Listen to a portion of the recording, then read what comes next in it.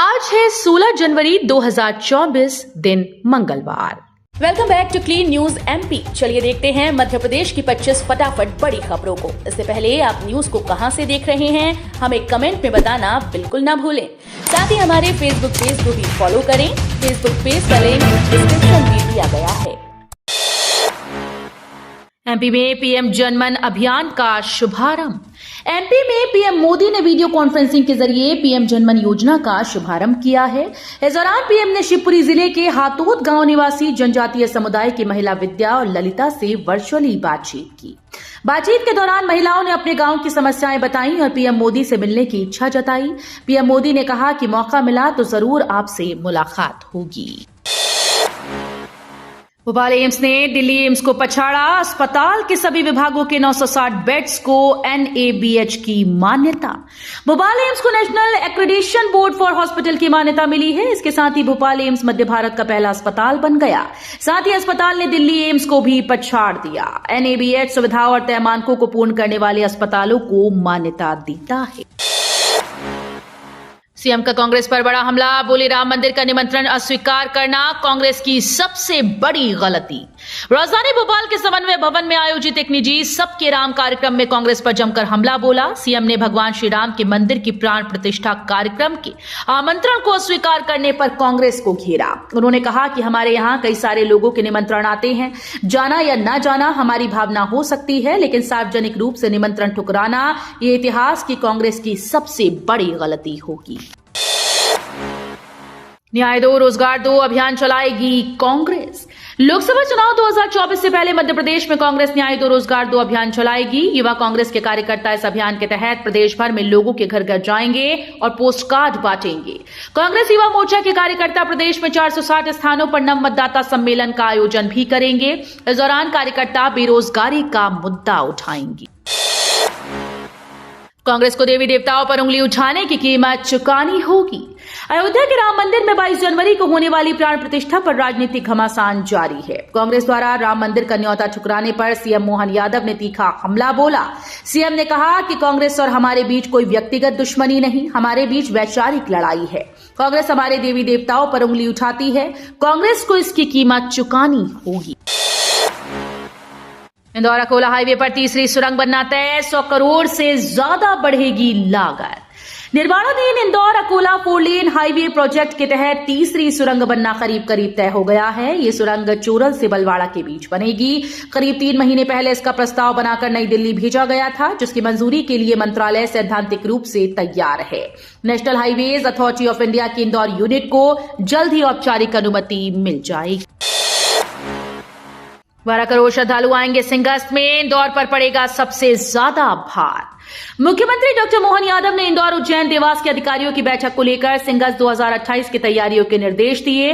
लगभग 12 करोड़ श्रद्धालुओं के आने का अनुमान लगाया गया और इसका सबसे ज्यादा भार इंदौर पर ही पड़ेगा। लिहाजा एयरपोर्ट से लेकर सड़कों, पीने के पानी, श्रद्धालुओं के लिए स्नान की सुविधा सहित अन्य मुद्दों पर चर्चा हुई। इंदौर की कान नदी का गंदा पानी शिप्रा में न मिले, इसको रोकने के लिए बनाई गई 99 करोड़ की बोगस योजना पर मुख्यमंत्री भड़के भी और दो टूक कहा कि एक बार में ऐसी योजनाएं बनाएं जिससे शिप्रा का पानी पीने और आचमन योग्य हो सके। इंदौर में शुरू हुई बीएसएफ की 13वीं इंटर फ्रंटियर बैडमिंटन प्रतियोगिता। सीमा सुरक्षा बल के देश के सभी फ्रंटियर्स के श्रेष्ठ बैडमिंटन खिलाड़ी कल से इंदौर में शुरू हुए और 6 दिनों तक इंदौर में मुकाबला करेंगे। बीएसएफ के central school of weapons and tactics में 13वीं इंटर फ्रंटियर बैडमिंटन प्रतियोगिता की शुरुआत हुई। रामलला के दर्शन के लिए ग्वालियर वासियों को मिली बड़ी सौगात। ज्योतिरादित्य सिंधिया ने शुरू की स्पेशल सेवा। मध्य प्रदेश के लोगों के लिए बड़ी खुशखबरी है। ग्वालियर से अयोध्या के लिए एयर कनेक्टिविटी शुरू की जा रही है। इसकी शुरुआत आज 16 जनवरी से की जाएगी। बताया जा रहा है कि ये सेवा अयोध्या में होने वाले भगवान राम मंदिर की प्राण प्रतिष्ठा को ध्यान में रखकर शुरू की जा रही है। केंद्रीय नागरिक उड्डयन मंत्री ज्योतिरादित्य सिंधिया ग्वालियर में हवाई सेवा विकसित करने के लिए निरंतर प्रयास कर रही थी। विजयवर्गीय जिस विभाग के मंत्री, उस विभाग से आईडीसीए ने मांगी मैदान के लिए जमीन। इंदौर संभागीय क्रिकेट एसोसिएशन का अध्यक्ष पद छोड़कर मंत्री कैलाश विजयवर्गीय ने अपने बेटे पूर्व विधायक आकाश विजयवर्गीय को अध्यक्ष बनाया। एसोसिएशन की बैठक में विजयवर्गीय ने पद छोड़ने की वजह भी बताई। उन्होंने सदस्यों को कहा कि संभागीय एसोसिएशन का खुद का अपना एक भी मैदान नहीं है। एसोसिएशन ने इंदौर में नगर निगम से मैदान के लिए जमीन की मांग की है। मंत्री सारंग बोले, भारत सरकार के विजन और 54 पहल पर क्रियान्वयन सुनिश्चित हो। प्रदेश के खेल और युवा कल्याण और सहकारिता मंत्री विश्वास सारंग ने सोमवार को सहकारिता विभाग की समीक्षा बैठक की। इससे पहले मंत्री ने मंत्रालय स्थित अपने कक्ष में विधि विधान से पूजन अर्चन कर कार्यभार ग्रहण किया। मंत्री ने समीक्षा बैठक में अधिकारियों को निर्देश दिए कि भारत सरकार की विजन और 54 पहल के क्रियान्वयन कार्य समय सीमा में सुनिश्चित हो। पीएम मोदी से कमलनाथ की मुलाकात की अटकलें। पूर्व सीएम के मीडिया सलाहकार ने कहा, ये साजिश है। पूर्व सीएम कमलनाथ के मीडिया सलाहकार पीयूष बबेले ने सोमवार को एक्स पर लिखा कि सोशल मीडिया पर षड्यंत्र पूर्वक इस तरह की अफवाहें फैलाई जा रही हैं कि पूर्व मुख्यमंत्री कमलनाथ ने प्रधानमंत्री से मिलने का समय मांगा है और वे 21 जनवरी को प्रधानमंत्री से मुलाकात करेंगे। यह खबर पूरी तरह से षड्यंत्रकारी है। उन्होंने स्पष्ट कर दिया कि कमलनाथ जी न तो प्रधानमंत्री से मिलने जा रहे हैं और न ही उन्होंने मिलने के लिए कोई समय मांगा है। देश में स्वीकृत पदों से 21% कम जजेस की तैनाती। भोपाल में हुए सम्मेलन में न्यायाधीशों ने जताई चिंता। न्यायाधीशों के भोपाल में हुए 2 दिवसीय सम्मेलन में जजों की कमी पर चिंता जताई गई। न्यायालयों में लंबित मुकदमों की संख्या बढ़ने की बड़ी वजह हाईकोर्ट से लेकर जिला और अधीनस्थ न्यायालयों में न्यायाधीशों की संख्या स्वीकृत पदों से बहुत कम होने को माना गया। भारत सरकार की विधि और न्याय मंत्रालय की रिपोर्ट के अनुसार 11 दिसंबर 23 की स्थिति में स्वीकृत पदों की तुलना में देश में 21% कम न्यायाधीश हैं। चाइनीज मांझे से बच्चे की मौत, एक्शन में पुलिस। धार जिले के लुनियापुरा इलाके में 7 साल के बच्चे कनिष्क की चाइनीज मांझे से गर्दन कटने की वजह से मौत हो गई। इस घटना के बाद पुलिस और जिला प्रशासन एक्शन में है। आज जिला प्रशासन के अधिकारियों और पुलिस ने पूरे शहर में तलाशी अभियान चलाया। इस दौरान दुकानों पर मिले चाइनीज मांझे को जलाकर नष्ट किया गया। पुलिस ने चाइनीज मांझा बेचने वाले 3 लोगों को भी गिरफ्तार किया। लोकसभा चुनाव की तैयारी में जुटी बीजेपी, दीवार लेखन अभियान शुरू। फिर एक बार मोदी सरकार का नारा दिया। भाजपा का दीवार लेखन अभियान प्रदेश भर में शुरू हो गया है। भाजपा प्रदेश अध्यक्ष वीडी शर्मा ने अभियान की शुरुआत शिवाजी नगर में दीवार लेखन का शुभारंभ किया। उन्होंने दीवार पर कमल का फूल बना एक बार फिर मोदी सरकार का नारा लिखा। अभियान अब प्रदेश के सभी जिलों में जिलाध्यक्ष के नेतृत्व में शुरू होगा। इस अभियान को मंडल और बूथ स्तर तक चलाया जाएगा। इसमें भाजपा और केंद्र सरकार की योजनाओं और उपलब्धियों को जन जन तक पहुंचाने का काम किया जाएगा। भोपाल बेंगलुरु शाम की उड़ान बंद, सुबह की उड़ान में किराया बढ़ा। इंडिगो ने अपनी बेंगलुरु इवनिंग उड़ान को अस्थायी रूप से बंद कर दिया। सोमवार से इसकी बुकिंग बंद कर दी गई। अब इस रूट पर एक ही उड़ान है। सुबह की इस उड़ान में किराया भी बढ़ा दिया गया। इस उड़ान में औसत किराया 14,000 रुपए तक पहुंच गया। बेंगलुरु तक यात्रियों की बढ़ती संख्या को देखते हुए इंडिगो ने कुछ समय पहले इवनिंग उड़ान शुरू की थी। इस उड़ान को करीब 80% पैसेंजर लोड मिल रहा था। बावजूद इसके अचानक बुकिंग बंद करने से यात्री निराश हैं। इनकी मूर्ति का राम मंदिर के लिए हुआ चयन। 22 जनवरी को होगी प्राण प्रतिष्ठा। राम मंदिर के गर्भगृह में कर्नाटक के मशहूर मूर्तिकार अरुण योगीराज की बनाई मूर्ति प्राण प्रतिष्ठा कर स्थापित की जाएगी। श्री राम जन्मभूमि तीर्थ क्षेत्र ने इस बात की जानकारी दी। चंपत राय ने इसकी जानकारी देते हुए बताया कि मूर्ति का वजन 150 से 200 किलोग्राम तक होगा। चंपत राय ने अरुण योगीराज के बारे में बताया कि वो एक बहुत ही शानदार शिल्पकार हैं। उन्होंने केदारनाथ में शंकराचार्य की मूर्ति को बनाया है। इंडिया गेट पर लगी सुभाष चंद्र बोस की मूर्ति को उन्होंने ही बनाया है। वो जब अयोध्या रामलला की मूर्ति को बना रहे थे तब उन्हें 15 दिन तक मोबाइल से दूर रखा गया था। अब उनकी बनाई मूर्ति को प्राण प्रतिष्ठा कर गर्भगृह में स्थापित किया जाएगा। 22 जनवरी को होने वाले पीजी फर्स्ट सेमेस्टर के पेपर विश्वविद्यालय ने आगे बढ़ाए। 22 जनवरी को अयोध्या में राम मंदिर की प्राण प्रतिष्ठा का कार्यक्रम होना है। इसे लेकर देवी अहिल्या विश्वविद्यालय ने इसी दिन होने वाली सारी परीक्षाएं निरस्त कर दी। अधिकांश पीजी फर्स्ट सेमेस्टर के पेपर को आगे बढ़ाया। मामले में विश्वविद्यालय प्रशासन अब इन पाठ्यक्रम का टाइम टेबल रीशेड्यूल करने में लगा है।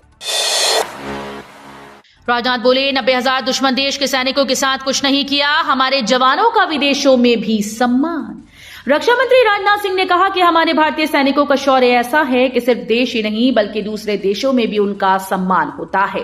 प्रथम विश्व युद्ध, द्वितीय विश्व युद्ध के दौरान जो भारतीय सैनिक दूसरे देशों की रक्षा या स्वतंत्रता के लिए लड़ने गए थे, उनकी चर्चा सम्मानपूर्वक पूरी दुनिया में होती है। हमारे सैनिकों की बहादुरी और मानवता की चर्चा तो भारत से बाहर भी मशहूर है। हमारी संस्कृति में मानवता है। 1971 का भारत पाकिस्तान युद्ध इसका उदाहरण है। इस युद्ध में पाकिस्तान के 90,000 से अधिक सैनिकों ने भारत के सामने सरेंडर कर दिया था। स्वच्छता का सिरमौर अपना इंदौर, घूमने फिरने वालों की पसंद बना, पर्यटकों की संख्या बढ़ी। देश के सबसे स्वच्छ शहर का सतत 7 बार तमगा पाने वाले इंदौर की छवि वैश्विक पटल पर उभर कर सामने आई। ऐतिहासिक महत्व पाने वाले शहर में पर्यटकों की आवाजाही यूं तो पहले भी ज्यादा थी, लेकिन जब से शहर स्वच्छता का सिरमौर बना तब से इनकी संख्या में खासा इजाफा हो गया। अभी तक ऐतिहासिक इमारतों को ही देखने यदा-कदा पर्यटक आते थे। अब स्वच्छता देखने, उसे कायम रखने की नीति समझने और स्वच्छ शहर की खूबसूरती निहारने के लिए पर्यटकों की संख्या 3 गुना हो गई है। गोला का मंदिर से एयरपोर्ट रोड तक सड़क पर लगेंगी प्रीकास्ट डिवाइडर, हादसों की कम होगी आशंका। गोला का मंदिर से लेकर एयरपोर्ट रोड तक नगर निगम द्वारा सड़क के बीचों बीच प्रीकास्ट डिवाइडर लगाए जाएंगे। वर्तमान में इस रोड पर डिवाइडर के नाम पर लोहे की रेलिंग लगी है, जो कई जगह से उखड़ चुकी है। इसके अलावा रोड पर जगह जगह गैर नियोजित कट भी बने हुए हैं। इसके चलते हादसे होते रहते हैं। इन हादसों की आशंका को कम करने के लिए अब नगर निगम के द्वारा प्रीकास्ट डिवाइडर्स का काम कराया जाएगा। चूंकि वर्तमान में ये रोड स्टेट हाईवे का हिस्सा है और इस पर दिन भर भारी ट्रैफिक गुजरता है। उज्जैन में 1000 साल पुराने शिव मंदिर का होगा पुनर्निर्माण, 2021 में खुदाई के दौरान मिला था। विश्व प्रसिद्ध ज्योतिर्लिंग महाकाल मंदिर में मकर संक्रांति से पुरातन के प्रवर्तन का उत्तरायण होने जा रहा है। मध्य प्रदेश पुरातत्व विभाग ने मंदिर परिसर में 1000 साल पुराने शिव मंदिर का पुनर्निर्माण कराने की तैयारी कर ली। मध्य प्रदेश पुरातत्व आयुक्त उर्मिला शुक्ला ने पुरातत्व अधिकारी डॉक्टर रमेश यादव के नेतृत्व में निर्माण समिति का गठन कर दिया है। पीएम मोदी ने पुतिन से फोन पर की बात। पीएम मोदी ने आज रूस के राष्ट्रपति व्लादिमीर पुतिन से फोन पर बातचीत की। पीएम मोदी ने एक्स पर एक पोस्ट में कहा, हमने अपनी विशेष और विशेषाधिकार प्राप्त रणनीतिक साझेदारी में विभिन्न सकारात्मक विकास पर चर्चा की है और भविष्य की पहल के लिए रोड मैप तैयार करने पर सहमति व्यक्त की है। हमने ब्रिक्स की रूस की अध्यक्षता सहित विभिन्न क्षेत्रीय और वैश्विक मुद्दों पर भी उपयोगी विचारों का आदान प्रदान किया है। इजराइल हमास युद्ध के 100 दिन, केवल मानवता की हार। इजराइल हमास युद्ध को 100 दिन पूरे हो चुके हैं। युद्ध में अब तक केवल मानवता की हार हुई। इजराइल के पीएम नेतन्याहू ने बयान जारी कर कहा कि जब तक हमास का समूल नाश नहीं कर दिया जाता, तब तक दुनिया की कोई भी शक्ति इजराइल के युद्ध को नहीं रोक सकती। वहीं हमास ने अक्टूबर में बाइक पर घसीट कर ले जाए गए अपराध बंधकों का वीडियो जारी कर इजराइल को चेतावनी दी है कि इनके भाग्य का फैसला आज होगा। गणतंत्र दिवस की परेड देखने के लिए ऑनलाइन बुक कर सकते हैं टिकट। राजपथ पर गणतंत्र दिवस परेड देखने के लिए टिकट की ऑनलाइन बुकिंग 10 जनवरी से शुरू हो गई। आप इसे 25 जनवरी तक बुक कर सकते हैं। टिकट बुकिंग के लिए डिफेंस मिनिस्ट्री की वेबसाइट पर जाना होगा, फिर पर्सनल डिटेल, अपनी फोटो और ओरिजिनल फोटो आईडी दर्ज करनी होगी। तो ये थी आज की 25 फटाफट बड़ी खबरें। अगर आपको न्यूज पसंद आई हो तो वीडियो को लाइक और शेयर जरूर करें। धन्यवाद।